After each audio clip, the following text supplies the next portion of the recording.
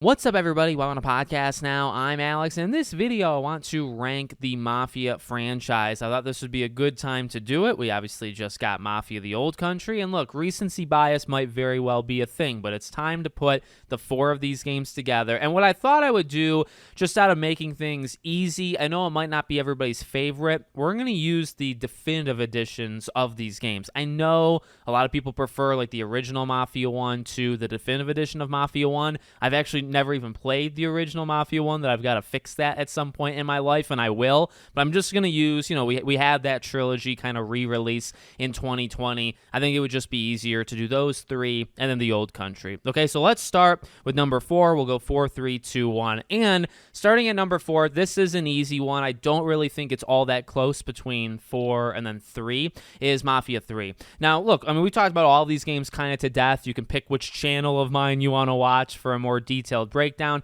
I've actually broken down Mafia 1, 2, 3 on Podcast Now Back to the Past. I'll leave a link below if you guys want to check it out. Mafia 3, somewhere buried deep down, is a good game. There is absolutely good elements to this game. And look, even at its worst, I don't actually think it's a bad game. I feel like we can kind of get into this pitfall where you talk about the positives and you say, oh, well, and there's also Mafia 3, which honestly I do too, but I'm not saying it's horrendous, okay? Again, even at its worst, and why is it when it's bad, why is it bad, is because of the repetition, right? This game really went down the wrong path of, okay, let's do an open world, but because we're going to do an open world, we really don't have anything for you to do. So what we're going to do is we're going to give you 2 to 4 tasks that you are going to repeat, no joke, maybe 8 to 10 times, and we're just going to do it over and over, and every area is the exact same breakdown. Now, where does this game actually, elevate itself? It's actually when you get more into the main stuff. Now here's the deal. To get to the main stuff, and in fact, baked into the main stuff,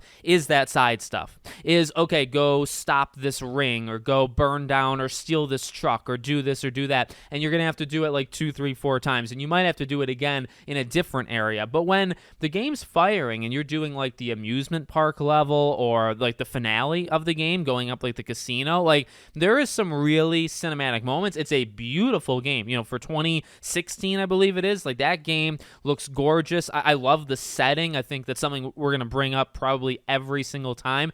Again, like the Mafia, the core of Mafia is in this game. It's got a really good story at its core. Like, it's actually a kind of a tragedy of Lincoln, not just based off what happens to him and his, father-like figure and his family, but also the way that this character really loses himself. Now, I actually, I feel like he's the weakest protagonist, maybe because of that, because depending on how you play it, he actually, and even like emphasized in the story, he does lose himself. He can sometimes just flat out not be a likable character because he lets revenge really blind him. And that really becomes a problem to those that are still kind of around him, that's trying to help him out, but they're even seeing it. And then depending on the ending you choose, he can actually be really bad, not just like a powerful, he can be powerful, but he can also almost be borderline evil, the way that it goes. But again, I think there is a lot to like. I think when the game is firing, it absolutely does. I think the DLCs for this game, by the way, are phenomenal. And the reason why, in my belief, is they stick to the main concepts. Like, you look at those 3 big DLCs,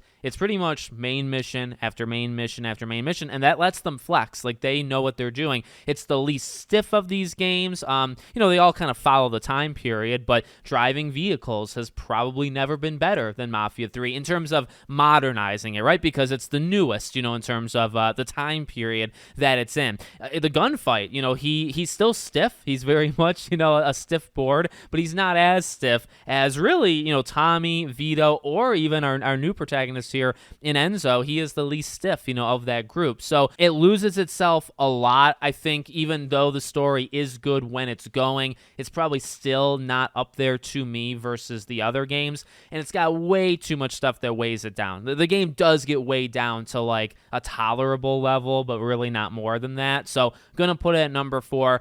Coming in at number 3, I'm going to do Mafia 2. And this is one that I'm glad I went back to replay, because I think if you would have asked me in 2020, I would have said Mafia 2 is my favorite. And then I replayed 1, 2, 3, getting ready for the Old Country, and I realized with 2, again, it's got its strengths. It's, I mean, look, any of these games, whichever one you pick, is going to have maybe some major strengths and then maybe some major weaknesses that holds it back. With 2, I will say the story and the characters has always, I think, historically been a strength of Mafia 2. Now, one thing to throw out is playing the Definitive Edition. It was probably not the right idea. I saw a lot of people tell me specifically 2's Definitive Edition is pretty bad. There is a lot of graphical things. There's a lot of, the game I don't think actually got helped by that remaster type situation there. But look, the game is less stiff than 1. That's like one thing you can kind of, lean into. Now, 1 had that remake-ish treatment, right? So 2 kind of looks a little bit worse, standing right next to it. But Vito and Joe, they really keep things going. I would say the incredibly dark twist at the end of the game, which might actually be ruined in Mafia 3, but depends on how you view it. That's an amazing, I think the ending of Mafia 2 is, the ending of Mafia 1 is tragic. The ending of Mafia 2 is also tragic, kind of in a different way. That is really what holds up this game. And I would also say the variety. I think 2 had a good amount of jumping around where they wanted you to kind of be doing different things at all times, or as much as possible, that I can very much respect. And that's why I was pretty happy to go back into these games, because, you think about the gameplay, and it is clunky and it is stiff, but what does the game do to try to shake things up? And Mafia 2's got, an okay amount of stuff that does that. The one thing I will say in terms of a weakness, not just with the performance of the Definitive Edition, but it's actually, I would say, the structure of the story, because I think the story itself is great. I think those 2 as characters, I think Vito also as a leading man is awesome. And I've said this, in different videos, I've talked about it with the Old Country, but the times they rush things is something that I really feel, to look back, hindsight being 2020, is something that I wish that was kind of expanded upon. I've talked about this before,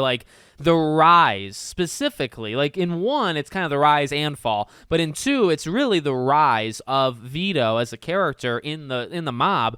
It's very rushed, that you do a lot of tasks. I mean, you going to jail does not help a couple times, I believe. And in some ways, it helps the story. It puts it in a very different spot than any of the other games, because at least in the first, say, third of the game, you're not, really there. You're not really establishing yourself, which you think about really 1 and even the Old Country. There's this slower kind of growth of you're an outsider, you get in and you grow. With 2, it actually takes even longer to even get in the first place. By the time you actually get in, you've experienced a good amount of this game, and then there's that growth. So I feel because of that, they kind of had to rush when Vito actually becomes a bigger deal. And the betrayal kind of towards the middle end, as things start to fall apart, right? When they start to do deals, let's say, in things they should not be doing, they just start to do activities in general that they should not be doing without permission, and they just don't do that in the first place, so you shouldn't do it, period, right?